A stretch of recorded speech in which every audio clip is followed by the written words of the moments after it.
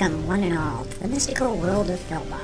Adventures abound throughout this realm, and we appreciate the opportunity to regale you with some stories from these trails. These accounts are all based on actual RPG experiences that occurred within Adventures in Filbar. Some of these tales may be for mature audiences, while others may be for very immature audiences. We now present the sage Mikas Tumo from Tamel, also known as the Bard of Filbar.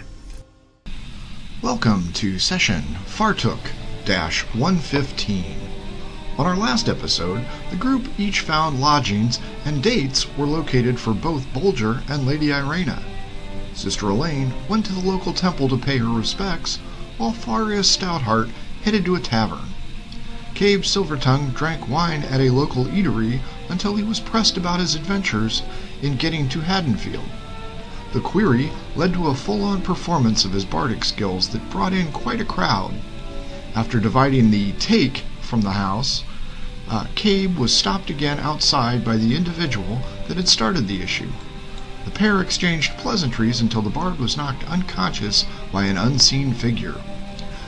The pair of sailors dragged the half-elf off to their ship, where he was going to be sold into slavery. We rejoin the group as they meet up in the town square. Fargus approached and appeared to be puzzled as he surveyed the group. Bulger and Lady Irena were telling Sister Elaine about the fantastic time they had on their respective dates when the trio noticed the ranger approach. Where's Cabe?" inquired Fargus. The group shrugged their shoulders and pointed out that they hadn't seen him yet. Fargus explained that he continued to check the bard's quarters before he left, but they hadn't been disturbed at all, and he was becoming concerned. The group asked him about the events of the previous evening, and he explained that after Sister Elaine left for the temple, he went off to locate a drinking establishment. The cleric suggested they return to the Pelican's Pit and inquire there.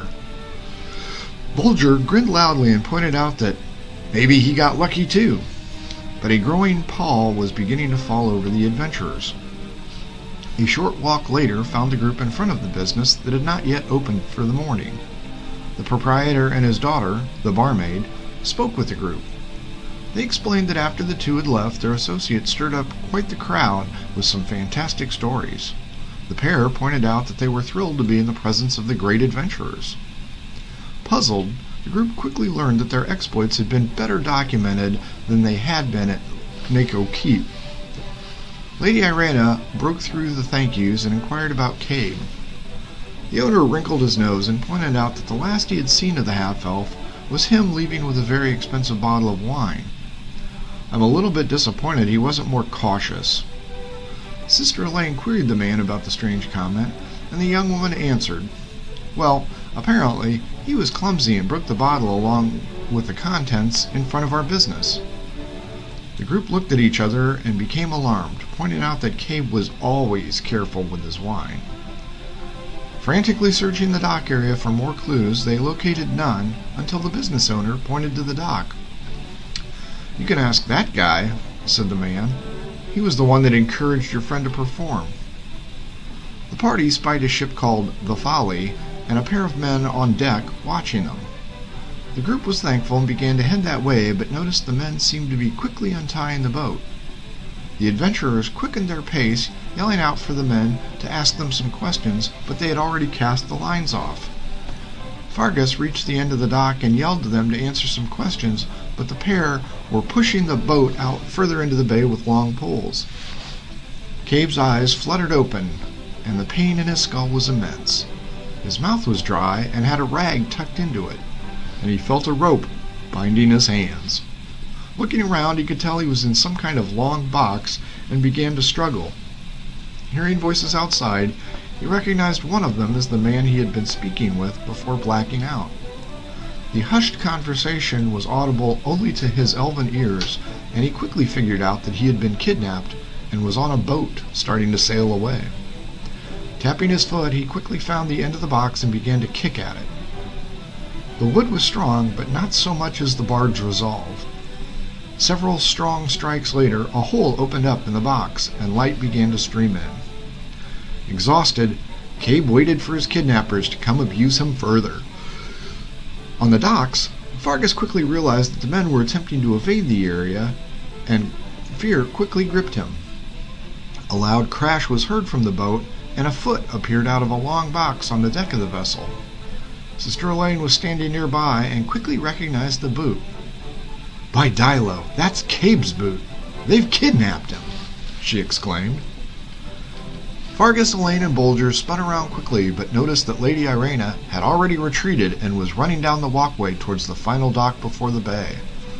The trio turned and also gave chase as the men sneered and gave offensive hand gestures to the party. The Folly was making a beeline towards the open bay, and Lady Irena knew she had only one chance. Looking around, she spied another larger vessel closing in behind the Folly, unaware of the goings-on. Moving to the edge of the dock, she stepped precariously close and began an enchantment. Magic sprang from her hands, and the familiar web spell caught the tip of the kidnapper's vessel and attached to the edge of the dock on the other end. The sinew began to stretch, and it appeared that the kidnappers may get away. Yelling from the other vessel indicated they observed what had happened and attempted to miss the strands, but instead ran headlong into them.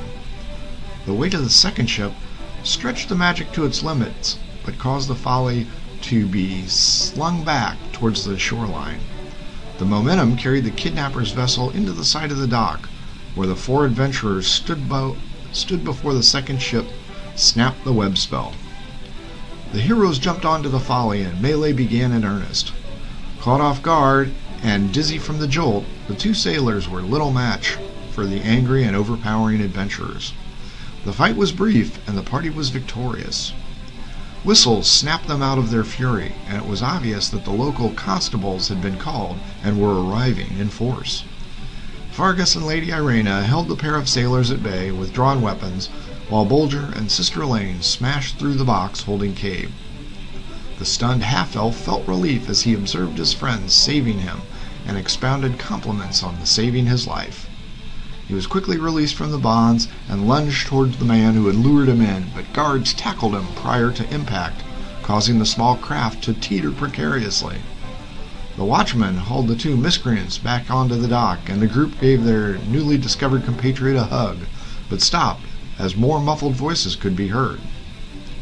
Looking around, the group found 6 more boxes present, and each contained an individual that had been shanghaied like Cabe had been. The pair of sailors were hauled off to the local dungeon as heroes released the other captured individuals. We close out this episode now and give you our thanks for listening. Please subscribe to this podcast, and don't forget to follow us on Twitter at The Bards Podcast. For everyone in Adventures of Filbar, thanks for listening.